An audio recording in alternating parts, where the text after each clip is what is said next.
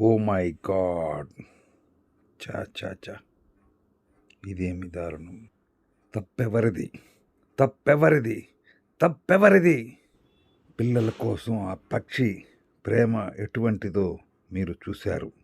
మళ్ళీ ఆ జంతువు పక్షిని తీసుకెళ్ళడం దారుణం. దారుణం. చివరికి ఆ పక్షిని కాపాడుకుంటుందా లేదా చూస్తాం. వేచి ఉంటాం. ఏం జరుగుతుందో కన్నార్పకుండా చూద్దాం. చూసి తీరుతాం. రివెంజ్.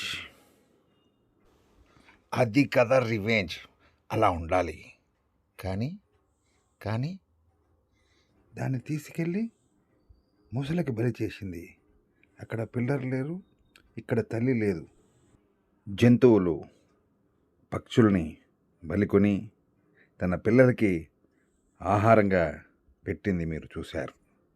ఇది ఒక్కరోజుతో ఆగలేదు. ఎన్ని పక్షులుంటే అన్ని పక్షులు తినడానికి ఆ జంతువు తన పక్షి పిల్లల్ని ఆహారంగా వేసింది. కానీ ఒకరోజు చివరి పక్షి తినడానికి వచ్చినప్పుడు ఆ పక్షి తెరుచుకొని గమనించి ఆ జంతువుని ఎలా పట్టి వేటాడి ఎవరికి బలేసిందో చూశారుగా. ఇలాగే ప్రతి జీవికి ఆపదలుంటాయి.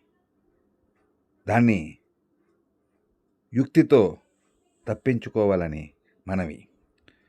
బలవంతుడు బలహీనుణ్ణి ఇలా బలి చేసుకుంటాడు. జంతువులే కాదు, మనుషులు కూడా జాగ్రత్త.